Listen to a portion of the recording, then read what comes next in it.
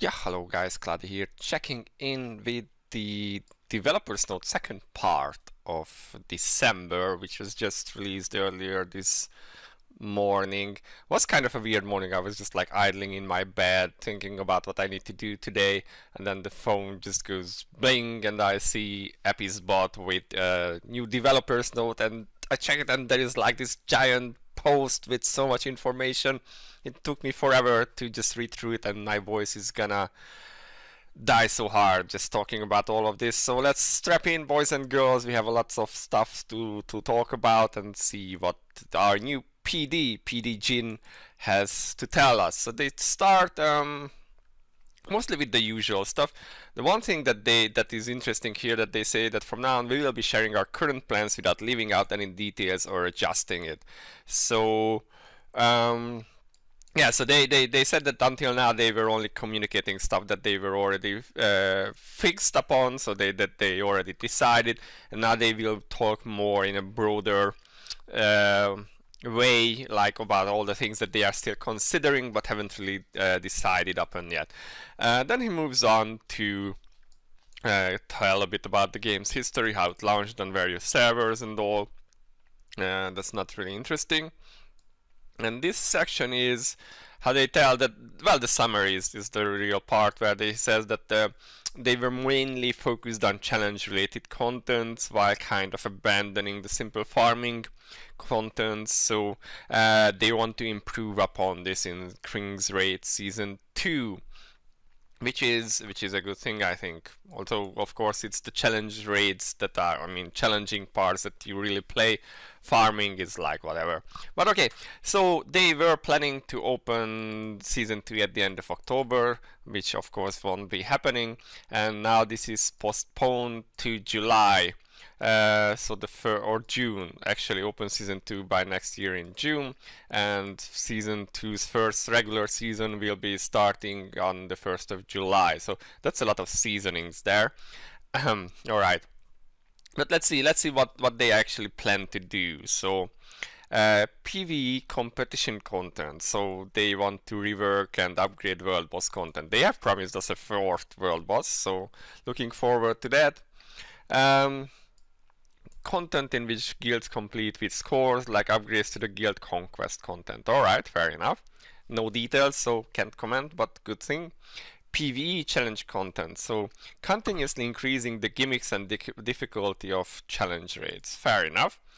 Continuously increasing the gimmicks and difficulty level of divine punishment raid. Does it need to be more challenging? I don't know, and have more gimmicks? We'll see about that. Guild raid, yeah, contents in which guilds can challenge together. That definitely does need a bit of a rework. It's kind of dated now and just like a daily chore to use your tickets. Yeah. Ordeals of the 12 constellations. New content in which 4 teams, a total of 16 heroes, challenge the power of God. This is an expansion to the divine punishment raid content. So, and this is actually a bit of a spoiler, but this goes into the new soul weapons. At least that's how I understood from the later post, but let's see there. PvP content, so content in which individuals compete with each other, so rework the League of Victory and League of Honor, and to bring in the League of Crowns, which has been there in the arena selection page forever. We'll see. So if they actually get to implement it.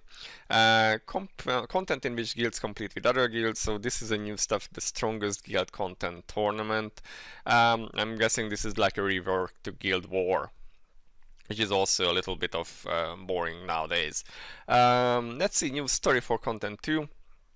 We are planning to put them, so there will be, the story updates will be like in regular seasons, which should appear every 6 months. So that's kind of good if they give like a schedule, a timeline in which you can expect new stuff to be happening. So there should be a large scale update every 6 months. The first chapters from 1 to 3 will be added at all once during the early stages of Season 2. Then new chapters of Seasons 2 will be added once every 6 months, and they are planning a total of 8 regular chapters. So that's a lot of stuff there. Yeah, that's quite a long timeline to plan with, But yeah, looking with that, and then these of course will come with supplementary stories and whatnot.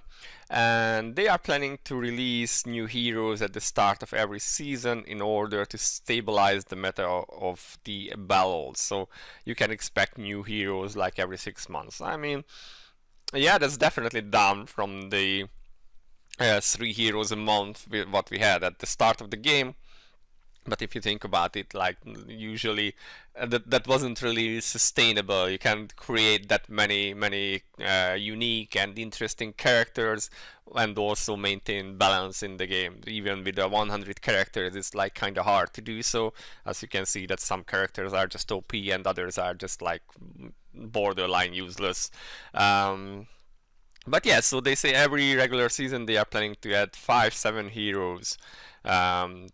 Which is good enough. Alright, let's move on. So for all contents including World Boss, Guild Conquest, League of Crowns, yada yada yada yada, they will be implementing separate point systems and the ranking system for every regular season. So it's, for every half a year there will be some sort of ranking system with their own points and rewards, I assume. So we'll see. And the final rankers will get extraordinary rewards. Alright, yeah, well, okay. And they will share some details on this in the new news in the near future.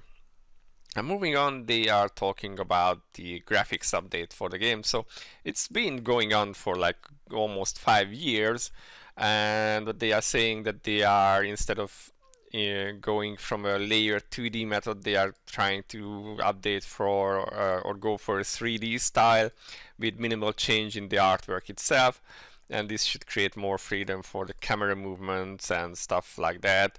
And they will, yeah, they want to improve visibility and stuff like that. Also remove the whole dizzy effects that you have with the spinning camera and stuff like that. So that's good. They talk a bit about the new legend costumes that we have learned about in the previous sneak peek or in the current sneak peek, and new animations for heroes is something they plan to add as a customization option for the game. They do talk about that currently they have 3 appearances for each hero, 3, 4 and 5-star heroes, and they will not be providing 3 and 4-star hero appearances any longer, and there will not be actually any 3 and 4-star heroes coming out again. They do talk about this later on. And because they say that it's not really worth, because most people don't use the 3 and 4-star looks anyhow. To some degree that's true, although I would argue that in some cases the 3 and 4-star looks were better, or to some people more appealing than the 5-star versions, for instance. And it was good that you had some options at the release of heroes, which kind of stopped lately because everyone just came out as a 5-star anyway. But anyway, they say that they will be putting this energy and effort into creating other costumes instead of just coming out with the 3 and 4-star. It's what it is. All right. They say that they were noticing that most costumes and customization parts were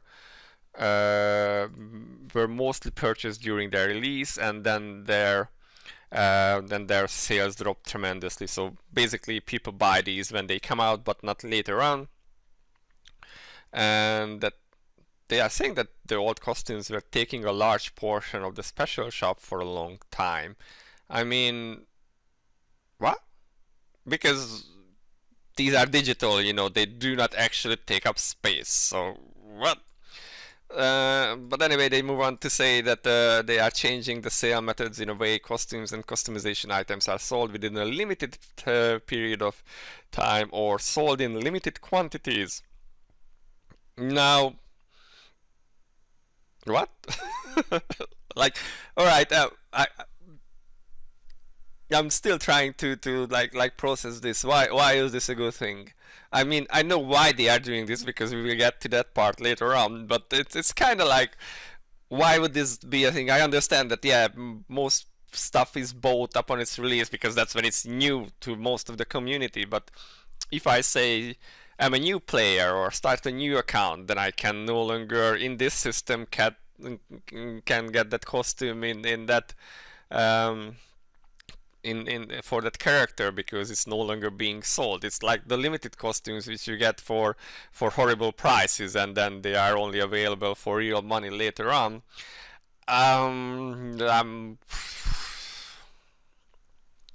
Yeah, this is the important part, that they can be valuable collections in the game. So I'm not a particularly big fan of this one, but let's move on. Let's see what else they have here, which is implementation of pretest. Now this is funny because I often talked about this, and often, if some people remember, I mentioned World of Warcraft and their public test realms that they had, where they would push out patches beforehand, like a month or two before the actual patch, and let people test them for free. And basically for free for Blizzard, they don't need to employ that many testers and get feedback, and then maybe brain dead characters like Rebel Clouds and DLK are not implemented into Arena. Okay, rant over.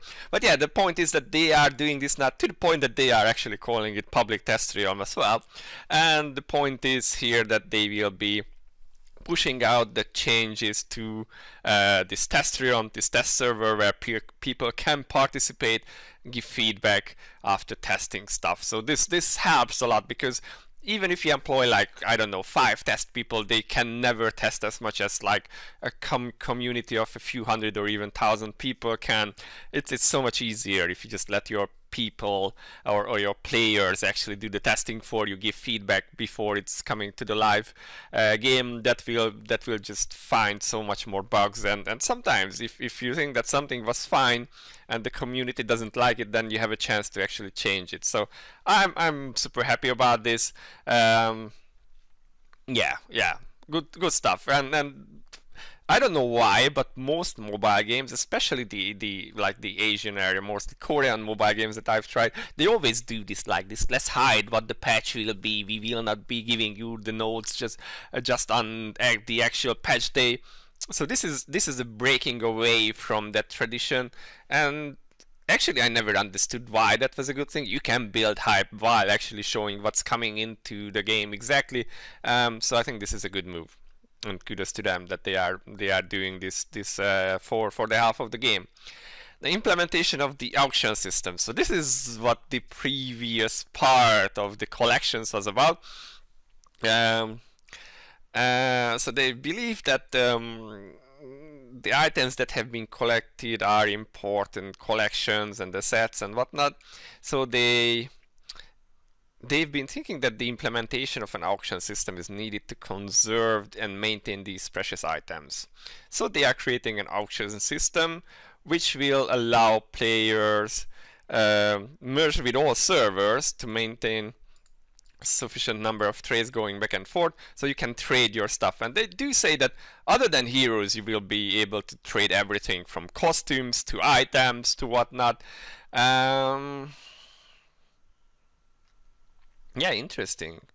Now there is of course the part that where is it, that they haven't yet decided on a currency that will be used to exchange, but they are thinking that adding a separate type would make sense. They concluded that gold or rubies are types of currencies that can be obtained unlimitedly, and this is not the right, so they want to create a stable trading cost within the system. But this is something they are still discussing. Now, interesting, if you think, okay, gold is mostly unlimited, except if you are like Yon, and rubies on the other hand, I mean, there are still plenty of stuff to spend your rubies on, and other than, you know, investing real money, you can, I wouldn't say it's unlimited. You can save it up over time, but isn't that like, that doesn't make it unlimited? That means that you are making priorities. That's a whole different thing. So again, kind of coming back to the Blizzard analogy here, back when the Diablo 3 started, it came out with this concept of the auction house. And I remember the progress in the game was like horrible. You could barely scrape together a working set for your character, and then you were hard stuck in some of the difficult levels because you just couldn't progress because the gear was so important. And the whole idea was that you were getting terrible drops, and like once in a blue moon something that might be good, so you were kind of like pushed towards the auction house, which was running both with gold and with real money. And of course everyone was selling their good stuff for real money. So if you managed to get a character that was like more or less good with cleaning stuff, then you would farm items and you could make some decent money. And of course Blizzard was getting a cut from the sales. So if you sold something for $100, then maybe you would get 90 and Blizzard would get 10 or something the like. So I kind of hope it's not this kind of scheme that they are thinking about here, that you will be trading your stuff and then we get a bit of that. We'll see what they come up with. This is a bit of a fear of mine because people hated that system. I mean, those who made money with it obviously liked it, but in general sense for the game it was so bad that at the end Blizzard scraped it and just redid the whole stuff and then had to move away from that because it was bad for the game. So I hope their goal with this is not something like that. Especially because here, like, they mentioned that costumes, for instance, will be only there for, like, limited time, and then they are like, oh, but you can sell them later on the auction house. Like, alright. Also, limited amount of costumes. So will that mean that, like, scalpers will come into the game where they just buy up everything and then sell it back to you on the auction house? I think they kind of consider these kind of things because it can be bad for the game in general. So alright, let's move on. So modification of the game's meta. So like, alright, so they told that there are issues that they need to fix. One thing was that the constant upgrading to the gear, to the tiered system of gears, was a hard thing to balance, but instead of deleting this tier system, they will be implementing a system in which players will have to strengthen their gear continuously. So it sounds like it goes from like having to obtain more new gear all the time. They are more going towards obtaining the gear once and then upgrading it with the new updates. I mean, I can see points or yeah, like value in both systems. We'll see how that works like, but alright. Anyway, they will be making changes to the gear drop system for contents like field raids, ads, and rework on the gear system will be proceeded. There will be, of course, parts that will be moving on through the next season, but of course not everything. They will give some more details about this later on. And they are and then they are coming up with their top concerns regarding the current state of balance. One is that there are too many multiplication operations, and this means that damage is hyperinflating. This is about the whole layered percentage-wise increases, which means that yeah, the numbers are just running rampant, and we are like trillions, and whatever Q is like whatever. So it goes up into a super high number, which yeah, this is something actually that a lot of games have run into, that at some point they had to like cut down on the numbers because they just grew so high because of all of these various systems adding into each other. And this is what they are mentioning here.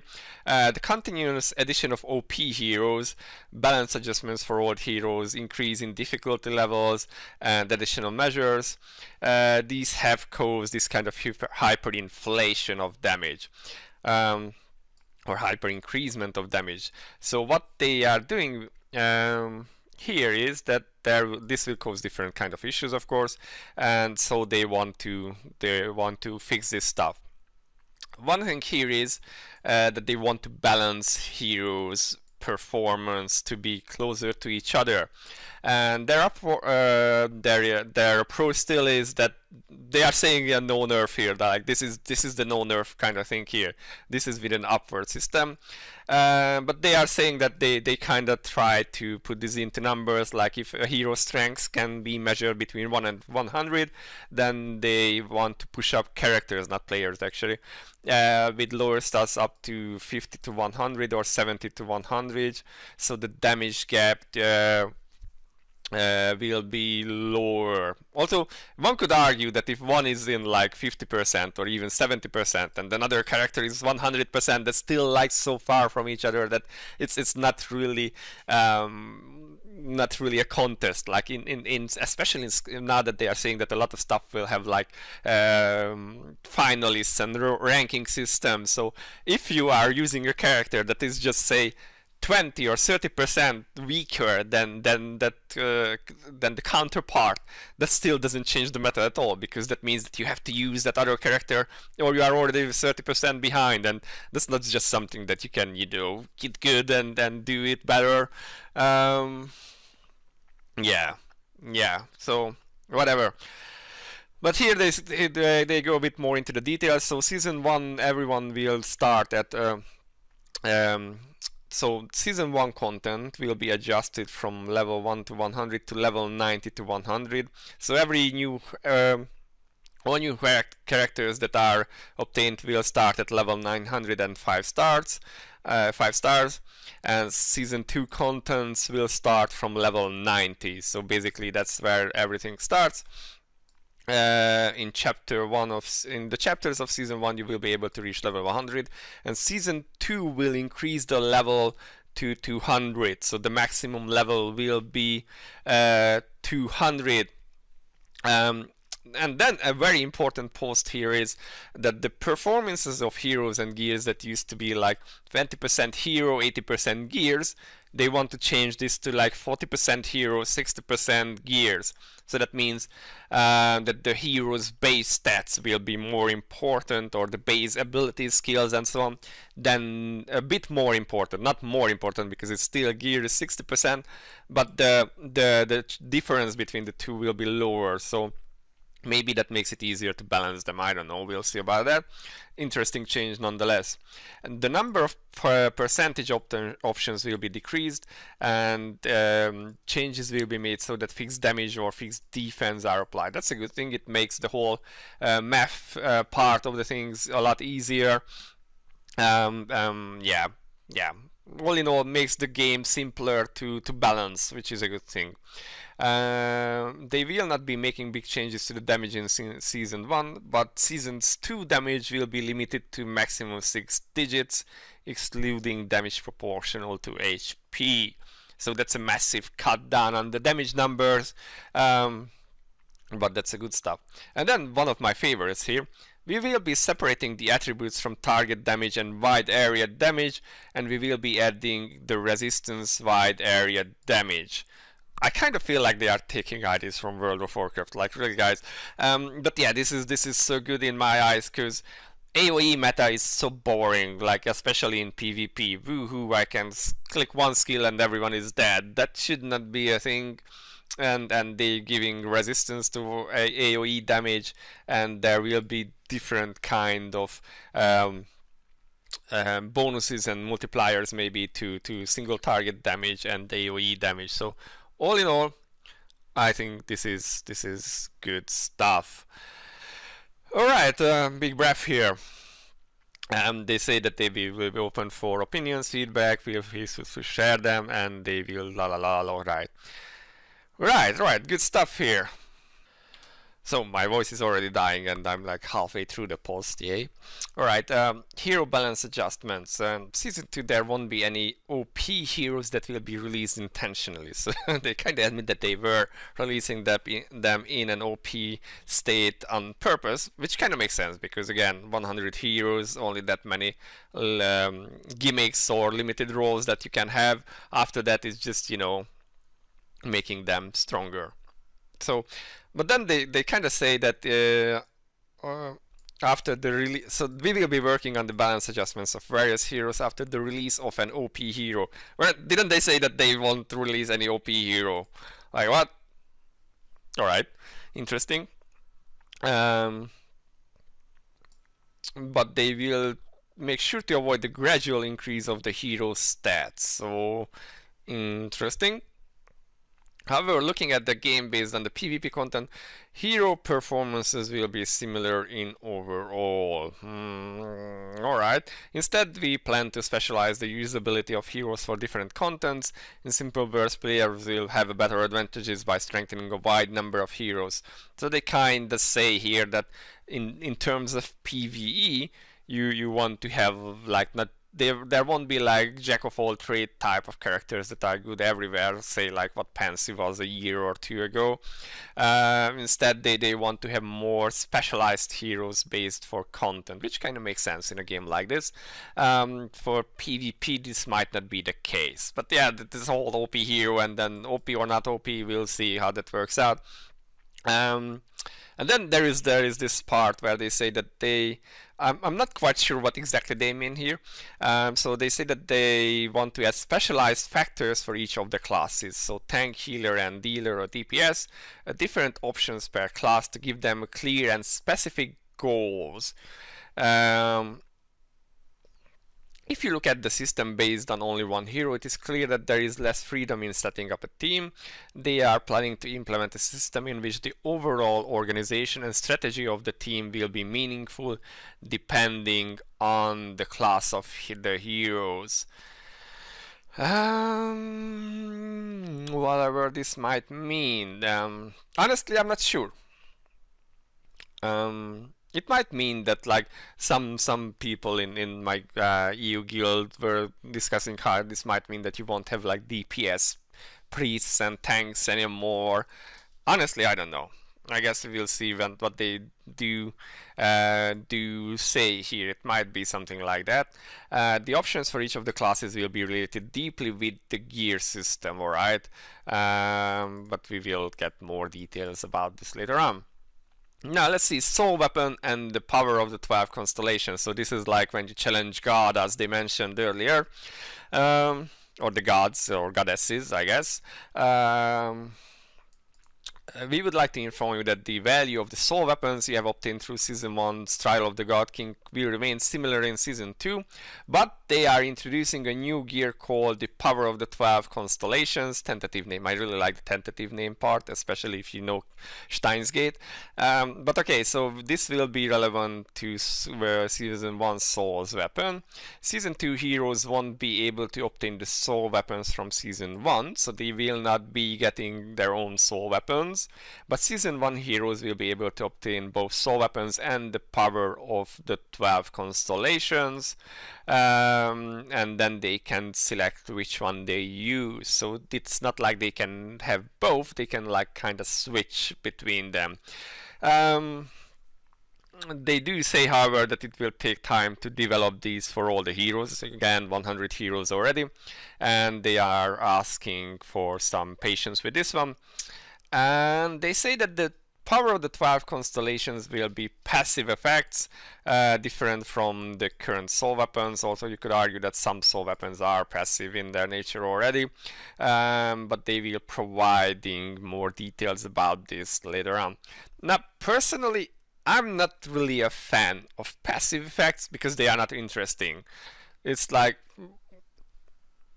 I don't know, it's just like, okay, you get more attack, more defense, whatever. It's just not really that fun. You do more auto attack, just as I don't think that an auto attack damage hero is interesting or good to play at all.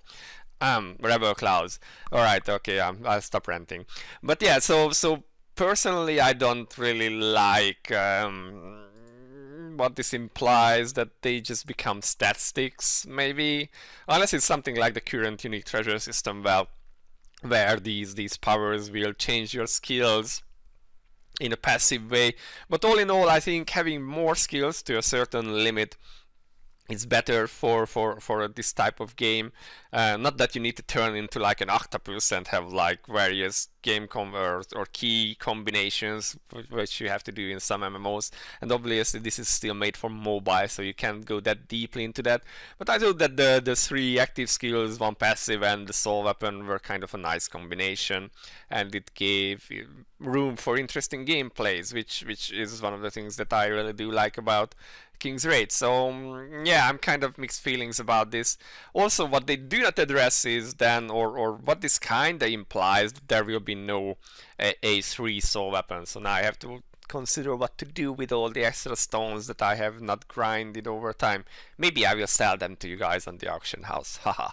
Alright. Removal of several contents. So this is something that came up a while ago, and yeah.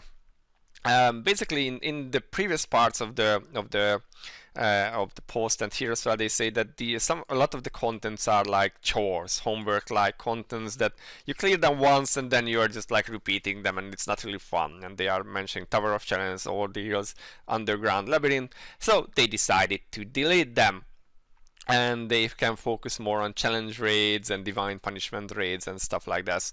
And the rewards, of course, they will try to distribute through different means in the game. So yeah, I mean, I won't miss them. It is true, like every 15th I would do the Underground Labyrinth and sometimes rip my hair out because my heroes wouldn't work.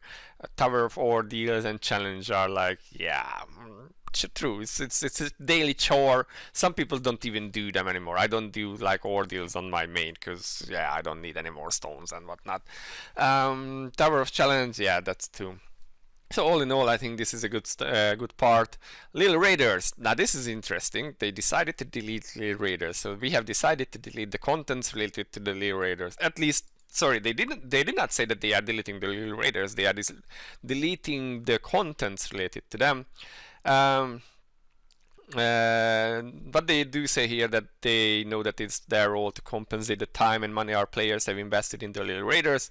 So they are looking into ways to separate the Lil Raiders and the imprinted stats, making them into exchangeable items. So I think they might keep the pets themselves, but there will not be any contents and no stats aligned with them or assigned to them. They do believe that they can be pets in the game, and they want to make yeah, so they aren't deleting the pets themselves. They want to keep them as pets, but they remove the content, and the imprinted effects will be added through systems where where players can manage this. They can manage them in marbles. That's what they say now. And they are planning to make these 2 factors into exchangeable items. Yeah, boys, auction house, here we go. Maybe. Alright, Dragon Raid. So, ever since the implementation of TM Gear, the content Dragon Raid Normal and Hard has lost its place as the need for tier 6 to 8 gear has decreased. And so they are deleting this content, and yeah, alright. So I will keep all my Dragon Gears from now and then sell them as heirlooms, and I will be totally rich from this. I like this auction house more and more now. Summoning with gold. So different than what we planned in first place, the content for summoning with gold has become meaningless within the game. Yeah, that's became meaningless like in the first year or so. And it has been this is why we read this option. So this is being removed. You will no longer be able to do summons for gold, which is a good stuff. Hall of Heroes. So since they are removing the awakening levels for heroes, everyone will be starting at 5 stars, and the purification stuff will be removed. So yeah. But I mean, the purification part was still there for transcending heroes. So I don't know, but they are removing so everyone starts at 5 stars. And they are also deleting the scenes of the content, which is sad because some of these were pretty nice. Now I might have to do like a video of 100 characters being transcended. I mean, you can get that out of the index, so it still would be 100 heroes or almost 100 heroes. Yeah, but yeah, I do understand this. Crafting items, interesting. So they say that they want to delete this because they found no special importance to this. They will add the function in which you will be able to change items you need to change immediately from your inventory. So all in all, this means you no longer get to watch Jin hammer away at stuff, I guess. Or maybe they just remove the whole crafting tab, I don't know. But I guess this is just to simplify the way you handle gear. All in all, that's a good thing, maybe. And then this is one I'm not so happy about. Heroes in. So they say that they decided that most players use this content to obtain the rewards from the roulette. However, we think that it isn't a content that can provide fun at all, and it has been a stress and enjoyment, and with the heroes too. So they say it would be better for players to build up the kinship rate of their heroes by using them in game. I mean, on some level I do agree with that using the heroes, but that's kind of a passive thing, and it kind of depends if they still keep the whole kinship conversations and you can still look at those. I did like going to the inn, always like hoping that I get the right character and then getting the gifts from them, and then so I had this silly system where I would pick my favorite characters before rolling at the roulette and be like, yeah, I got this from them, and then having the small conversations like Epis telling you how she feels like her clothes are tighter and she wonders if she has gotten fat, and then she's like, do you want to come to my room and check it out for me? I mean, yeah, Miss Epis, please lead the way, let's go. Alright, we went off on a tangent there. So I did like the whole heroes in. I was hoping that they would extend on it and not just scrap it from the game, but they decided otherwise, so it's what it is now. They have now revealed their plans for season 2. This is all of the stuff they are thinking of right now. They are looking to receive feedback, and now my voice is really dying. Okay, so besides the official community pages, they are planning to create an additional communication channel in order to listen to all of your feedback and opinions, so season 2 can be more successful. But they will reveal this in later posts. So yeah. Interesting that we have a new PD. What happened to PD Edge, whatever. And I know, like we often like to joke about Vespa, how they always say that they will from now on listen to the player feedback, and they have been saying that for years now, and it's like a running joke that yeah, you always say that but never actually listen. But a lot of this stuff here says to me that they did listen and that they are still working hard to make this a good game. And you would think that that's like, yeah, that's what everyone does, right? And I don't know, guys. I've every now and then I try new games, and I used to be playing 7 Nights before king_sraid, and they started years ago building hype for 7 Nights 2, which was released like a couple months ago for global players. And I have to be honest, I got bored of it in like 2 days. It was so bad for me, like full on autoplay and then nothing really fun and just paywalls everywhere. It kind of gave me the impression that that the devs were only thinking about ways to monetize the game instead of making a good game. So I don't want to talk about 7 Nights 2, but I want to put this into contrast that while Vespa is definitely not perfect and makes a lot of mistakes and is bad at communication, at balancing and setting time frames and whatnot, but at the same time it's still the only game that I feel like actually playing after a long time too. I'm not always loving it. There are times when I'm hating it, there are times when I'm bored of it, but all in all I can say that I can see the effort being put into making a good game, and that's actually a game and not just a camouflage slotting machine, you know. And I do give credit to them for that. So all of this stuff looks, well, most of this stuff looks pretty good to me. Please give me back my in. and maybe don't mess up things with the auction house. I'm a bit worried about that, but all in all, these plans look good to me. I'm looking forward to receiving more updates about this, seeing how it develops. Hopefully they can actually hold that timeline that they set there, and then the rest is